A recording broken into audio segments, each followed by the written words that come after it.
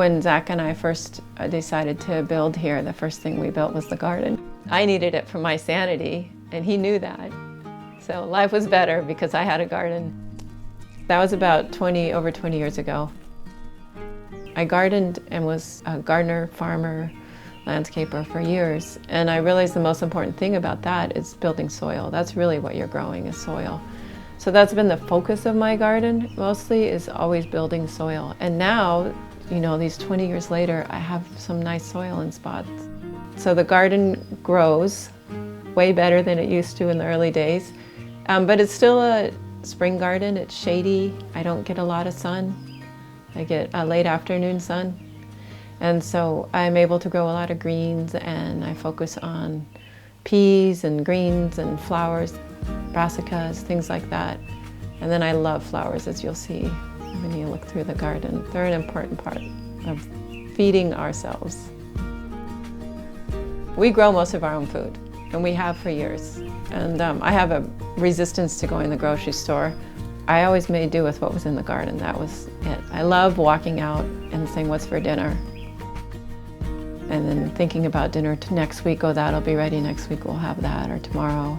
We just eat out of our garden year round, and it's a big part of our lives, is the food in our garden feeds us.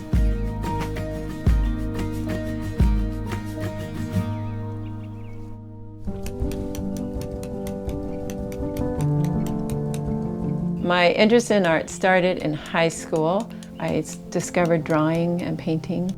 My intention was to major in art, but I walked into college, into the university, and got freaked out by all the artists and turned and ran the other direction and went into environmental studies.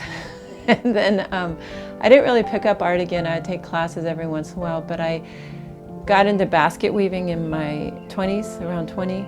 I took a basket weaving class, and then I haven't stopped basket weaving since then. It's something just that nourishes my soul. I love going out and finding plants, materials, and weaving with them. And then it just art became incorporated into my life, into my garden, into my working with plants, my home. I discovered stone about 10 years ago. I was ill, I was recovering, and I had one of those, you know, reflecting on my life moments, and I realized I really wanted to do sculpture, and I hadn't ever explored that. And I looked up in the Lopez paper, and there was an ad for stone sculpting classes. So I called Tamara Buchanan, and as soon as I was strong enough, I went over her house, and I have to say that day I picked up the chisel, I never put it down again. I still make baskets in the spring and things like that, but this year I started incorporating the two. Today I was working on a piece of limestone. It's a golden limestone, and I really enjoy working limestone with hand tools. It just flows really easily, and it becomes meditative with the hammer and chisel, and just shaping and guiding and going into that stone. And there's so much depth and history in the stone, because the limestone is from deep in the old oceans, and so you find shells, and sometimes you get smells revealed when you knock off a chunk. I'm making a face. Sometimes I have a vision on a piece. This piece, I'm just carving it. It's kind of revealing itself. And that happens with me with faces.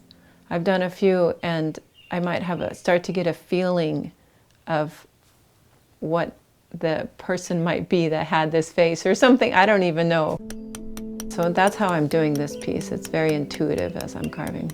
A few years ago, I did a trip to Italy, and I came back with a lot of stone, mostly marble, but other varieties of stone. So I have a lot of big chunks of marble that I'm looking forward to tackling in the near future.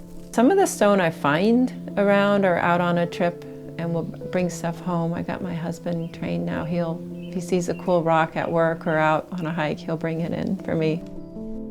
I am inspired by nature and my experience of the feminine in my life. And that's mostly what I notice is what comes through my stonework, is those two qualities sometimes combined and sometimes separate. And my world, the island, living outside so much, working with plants and trees inspire me a lot as well. I got inspired to make these nests with eggs in them from watching all these trees coming down around the island. and all this clearing and all this developing. And I started thinking, it's really disturbing to me. And I started thinking about how can I express this? Like, I don't want to hold this in. I don't want to be angry about it. How can I express this? And I thought about habitat in our homes, and I realized people want homes, and that's why they're doing it.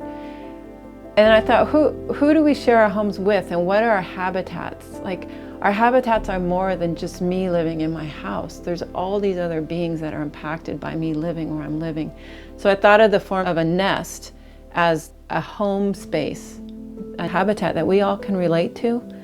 And so I started building these nests and creating these eggs for each nest. And then in the process, I realized that we're all different too, and we're in these nests. And I asked the question of, who else does your habitat impact? Who else is involved in your home? Whose home is it as well as yours? It kind of melded into we're all different, and we're all different colors, and we're different sizes and shapes, and we have different needs, and we have different focuses. And so the different sizes and shapes of eggs kind of reflect our differences in the world, and that we share the same habitat together, that we are still living in the same home.